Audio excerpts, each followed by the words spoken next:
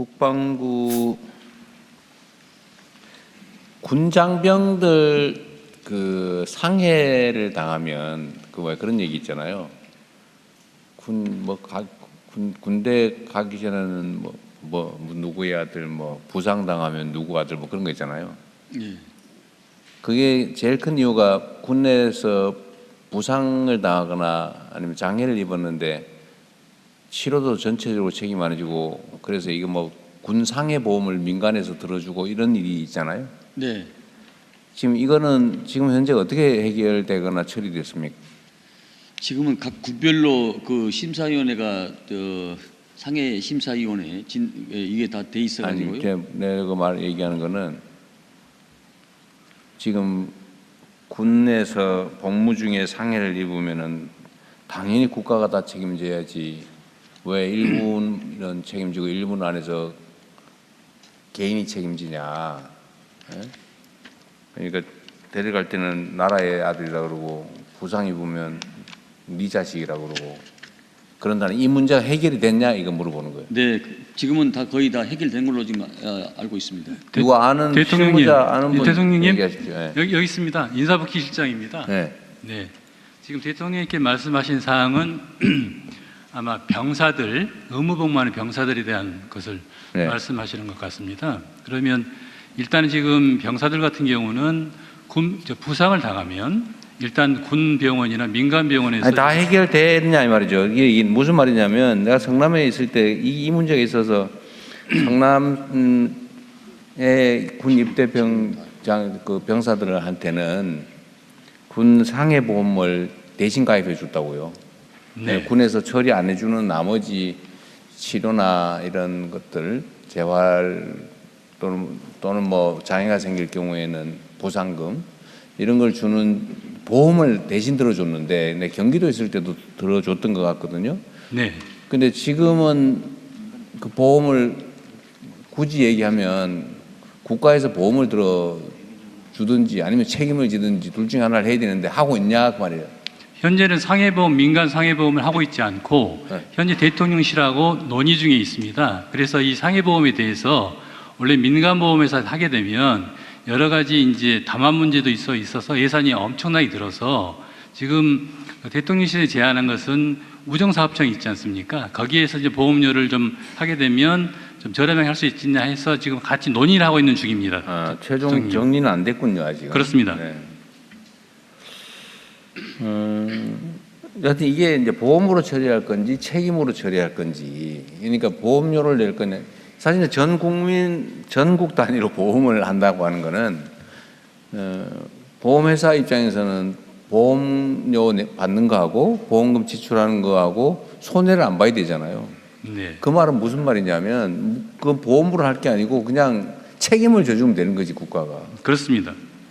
그래서 두 가지 굳이 보험을 하면 그런 아까 얘기한 그런 비리 부정 문제가 있을 수 있는데, 예를 들면 전국적으로 안 하니까 예를 들면 경기도 성남시 이런 데서는 하는 게 의미가 있는데 국가 단위로는 보험이라고 하는 걸 할 필요가 없이 보험에서 보장하는 정도를 국가가 직접 책임져 주면 되는 거죠. 대통령이 이렇게 생각하시면 됩니다. 병사를 예로 들겠습니다. 병사들 같은 경우는 현재 군병원이 있고 그 다음에 군병원에서 전부 다 무료로 치료해 줍니다. 두 번째는 민간병원을 본인이 선택해서 갈 수 있습니다. 그리고 민간병원에 갔을 때도 94%를 지원해 줍니다. 그렇기 때문에 현재로서는 거의 다 지원이 가능한데. 근데 왜 94만 해줘? 6%는 왜 안 해줘? 왜냐면 도덕적 해이 문제가 발생할 수 있기 때문에. 아니 군에 가서 자기가 다쳤는데 일부러 다친 것도 아니고 복무 중에 다쳤는데 왜 그걸? 왜냐하면 군병원에서 치료가 가능해도 불구하고 본인이 민간병원에 가겠다 한 경우가 있습니다. 그런 경우에는 이제 그런 6%를 본인 부담으로 좀 하고 있습니다. 그래서 지금 병사들 같은 경우는 실질적으로 보면 군병원에서 무료로 치료해주고 민간병원에서 실제 본인이 부담할 것은 실제로 6%밖에 없습니다. 그렇게 다 해주고 있는데 지금 대통령께서 말씀하신 사항이 뭐냐면 혹시라도 상해를 입게 되면 그렇지 우울증이 남을 경우에 예를 들면 보상금이라도 네. 줘야 되는 거 아니냐. 네. 근데 군에서 복무 중에 다쳐서 후유증이 남으면 지금 보상이 있긴 있는데 그렇습니다. 그게 충분치 않으니까 네. 민간 상해보험으로 일정액을 지급하는 걸 해달라. 그렇습니다. 그래서 해주는 자치단체들이 자치정부가 있잖아요. 예, 하고 있습니다. 네. 그거를 그 실제로 예를 들어 입장을 바꿔 생각하면 정부에서 예산을 담당하는 쪽에서는 뭐 이 정도 지금 현재 있는 제도면 충분하지 뭐 굳이 추가로 해줘야 되냐 이 생각을 하지만 군을 막상 가는 당사자나 가족들 입장에서는 이거 군대 가기 싫은 거 억지로 가는 것도 억울한데 엄청난 지원. 가서 다쳤는데 그래가지고 내가 뭐 예를 들면 어디 장애가 생겼는데 보상도 충분히 안 해준다. 너무 억울할 거 아닙니까? 가는 것도 억울한데 가서 다쳤으면 더 억울해지잖아요. 이거 너무 한다는 생각을 가지고 있단 말이에요. 그러니까 그걸 민간 보험을 들어서 예를 들면 얼마만큼 다치면 얼마를 치료는 물론이고 군에서 안 해주는 나머지 추가의 보상금도 준다고 하니까 이런 걸 지금 가입해주는 지방 정부들이 있단 말이에요. 그렇습니다. 그런데 이게 그 입장을 징집당하는 사람, 당사자, 청년들 그리고 가족들 입장에서 생각해야 된다. 6%는 네가 군 병원에서 치료할 수도 있는데 안 하고 민간에 갔으니까 그 네가 부담해라. 근데 당사자 입장에서 왜 군 병원이 충분히 민간 병원처럼 잘해주면 왜 민간 병원을 가겠어요? 그렇잖아요. 입장을 바꿔 생각하면. 그래서 이거는 좀 더 뭐라 그럴까 좀 더 나아가서 생각해 봐야 될 것 같아요. 지금처럼 그런 식으로 하면 결국은 할 필요가 없다는 생각이 들 것 같고 지금 내가 이 얘기한 지가 1년이 다 돼 가는데 아직까지 얘기하고 있다는 거는 사실 의지가 좀 부족해 보이는 것 같거든요. 다시 좀 신속하게 논의를 해 보십시오. 청와대도 마찬가지고. 대통령 지금 국정상황실과 논의 중에 있습니다. 네. 네. 논의가 너무 오래되고 있다 그 말이지 내 말은. 알겠습니다. 네. 그다음에 미군 반환 공여지 반환 협상이 너무 늦어지는 것 같아요. 물론 국방부는 최선을 다하고 있는 건 아는데 사실 미군 입장에서는 지금 평택 기지를 우리가 돈을 엄청나게 들여가지고 다 지어줘서 입주를 했는데도 원래 그 전에 비워주기로 한 걸 아직도 안 비워주는 데도 많이 있고 네. 비워주기는 했는데 그게 무슨 사후 절차가 안 됐다고 그러면서 사실상 우리가 못 쓰고 있고 이런 건 진짜 문제 아닙니까? 지금 한두 해도 아니고. 그렇습니다. 근데 미국 측에서 약간 좀 소극적으로 대화에 임하는 자세가 있어가지고 그러니까 저희들이 이게- 계속 촉구를 하고 있습니다. 이게 원래 선불 주면 안 된다는 거예요. 그래서 원래 입주와 그래서 동시행이라고 하는 게 이게 원래 국가 간 신뢰라고 하는 것 때문에 당연히 믿었겠지만 원래 좀 안 지켜왔잖아 사실은요. 그렇습니다. 그러니까 아니 당연히 우리가 그 평택 기지 지는데 10조 원 이상 들었죠. 444만 평 10조 원 넘게 들어갔습니다. 땅은 당연하고 그 외에 지금 추가로 예. 드는 현금만 10조 원이 넘는 거 아니에요? 땅값까지입니까? 아닙니다. 땅값 빼고? 예. 그래 엄청난 돈을 지금 미군의 해외 기지를 위해서 지원해 줬는데 그 대신에 원래 쓰던 부지를 넘겨주기로 한 거 아닙니까? 그렇습니다. 그 지금 평택 기지 입주한 것만 해도 얼마나 지났어요?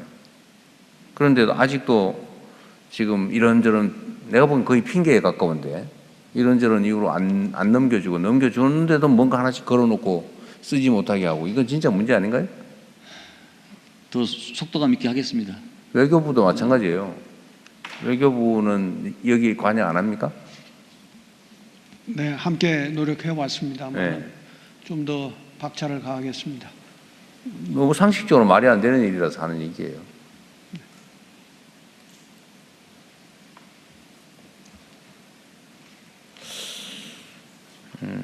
그리고 그 지금 통합 국군 사관학교 설치와 관련해서 논란들이 있는데 지금은 대한민국의 군사 쿠데타가 몇 번이었어요? 3번. 세 번입니까? 예. 다 육군에서 벌어진 일이죠. 육사 출신들이 하는 일이죠. 네. 거기에 대해서 책임을 물은 일이 있습니까? 없었습니다. 쿠데타를 무려 3번이나 한 중심이 육군 사관학교인데 한 번도 책임을 묻지 않았죠. 그렇습니다. 앞으로 또 할 수도 있잖아요.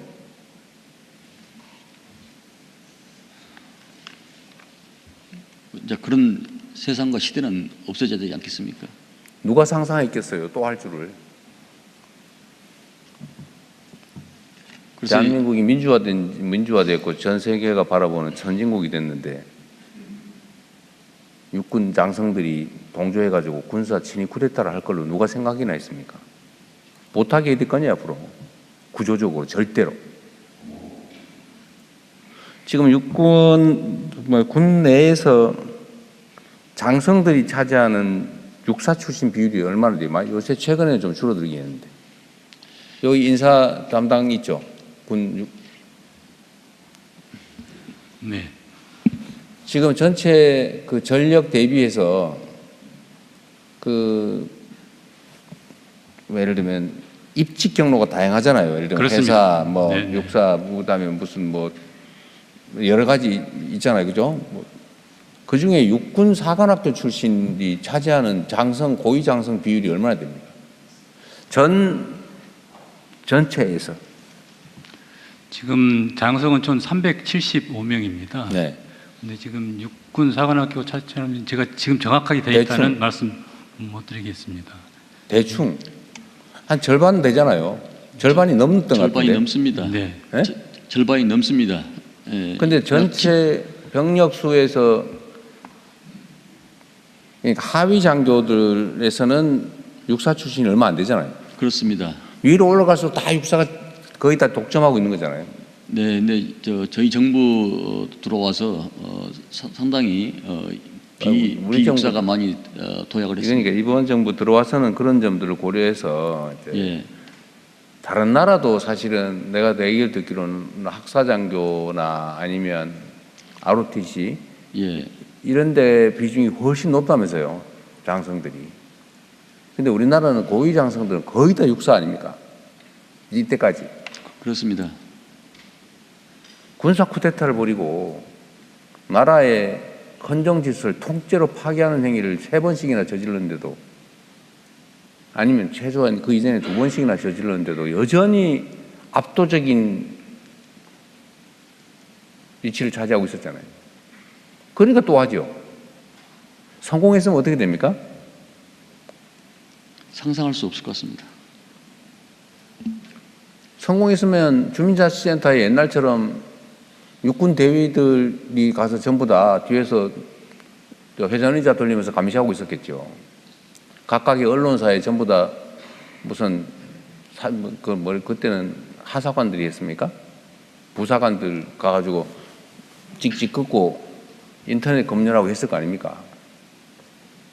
그런 일들이 벌어졌는 그 핵심 중심이 육군사관학교였는데 책임을 한 번도 물은 일이 없죠. 그래서 군구조 개편과 여러 가지 정보사, 정보기관도 과감한 최초의 개편과 해체가 있었습니다. 그러니까 말이에요. 어쨌든 이거를 이미 지난 일이고 진압됐다고 그냥 적당히 넘어갈 일은 아니죠. 책임감을 가지고 추진하겠습니다.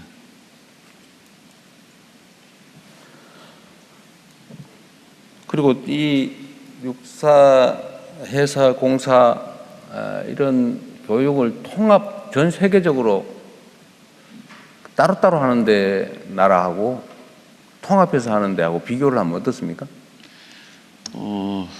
사실 사관학교 제도를 가지고 있는 나라가 그렇게 많지는 않습니다. 대개 러시아, 중국, 공산국가도 사관학교가 없고 장교 1년 양성, 2년 양성 과정이 많고 주요 나라들만 몇 나라만 사관학교가 분리해서 운영되고 있고 통합된 사관학교를 통합해서 운영하는 나라가 굉장히 많습니다. 그러니까 더더구나 러우 전쟁 이후에 전쟁 양상이 180도 변했기 때문에 통합성과 합동성이 더욱더 요구된다고 할 수 있겠습니다. 이런 점들에 대해서 물론 이게 워낙 전문적 영역이라서 그럴 수도 있지만 국민들께 충분히 설명드리고 지금 현재 상황을 이해를 하게 해야 되잖아요. 예를 들면 지금 말씀하신 대로 전 세계적으로 이런 장교 양성 전문 대학 이런 게 있는 데가 별로 없고, 있다고 한들 대개 통합사관학교 형태로 운영이 되지, 따로따로 군별로 떼가지고 따로 육성하고, 그러니까 아주 장기간 특정 군종 그 장교들이 군대를 거의 압도적으로 장악하고 가끔씩은 군사 쿠데타를 일으켜가지고 그 나라를 절단을 내고 난 다음에도 아무런 책임도 안 지고 이런 경우가 있습니까? 통합을 하면 이럴 가능성이 좀 줄어들죠. 가장 중요한 것은 이번에 우리 정부가 추진하고 있는 것은 합동성과 전문성을 더더욱 고도화시키면서 첨단 과학 사관학교를 만든다는 데 있습니다. 여러 가지 규모의 경제 면에서 그 방향으로 가는 게 맞겠다는 것이 다수의 생각을 많이 가지고 있다고 할 수 있겠습니다. 거의 대다수의 군 장병들은 정말로 국가에 충성하고 군인으로서의 소명을 충실하게 잘 이행하지 않습니까? 네. 근데 그 중에 일부가 가끔씩은 때를 지어가지고 이런 절대로 용서 못할 일을 벌이잖아요. 그런 소지를 없애야 될 거 아닙니까? 꼭 사람이 나빠서가 아니라 기회가 주어지고 유인이 생기면 넘어가는 거죠. 그럴 수 없는 합리적인 교육 시스템이 꼭 필요하겠다. 네, 국민들이 그만해도 되겠다라고 할 때까지 이해와 설득을 구하고 정진하겠습니다. 그리고 신속하고 강력하게 하세요. 근데 얘기만 하고 하다 보니까 자꾸 이러잖아요. 진척 속도가 조금 그렇습니다. 빨리 하자. 굉장히 힘든 과정을 받고 있습니다. 뭐 힘들겠지요. 세상에 힘들지 않은 개혁이 어디 있어요. 당연히 힘들죠. 대통령님, 저 왼쪽 45도에 있는 네. 국방부 정책실장이 몇 가지 그래요? 말씀드리겠습니다. 네, 지금 사관학교 통합에 대해서 지금 계속해서 의견 수렴을 받고 있고, 이달 말에 26일부터 이제 공청회가 있을 예정입니다. 그래서 지금 전반적으로 생도들 포함해서 국민들 여론 수렴을 하고 있습니다. 근데 사관학교 자체가 통합된 그 학교를 운영하는 데는 이제 캐나다, 호주, 일본이 있고요. 분리해서 운영하는 학교는 이제 미국, 영국, 프랑스 이렇게 있습니다. 근데 우리나라와 같이 큰 규모의 군을 운영하고 있는 국가는 양쪽에서 이렇게 찾아보기가 좀 힘든데, 그렇다고 해서 미국을 또 따라가기도 어려운 이유는 미국은 계속해서 인구가 증가를 하고 있는 상황이고, 저희는 학령 인구가 2040년이면 이제 45%가 감소하는 상황입니다. 그래서 현대전 상황과 전자권 전환을 고려를 해서 네. 앞으로 대통령께서 말씀하시는 통합사관학교에 대해서 속도감 있게 추진하도록 하겠습니다. 네.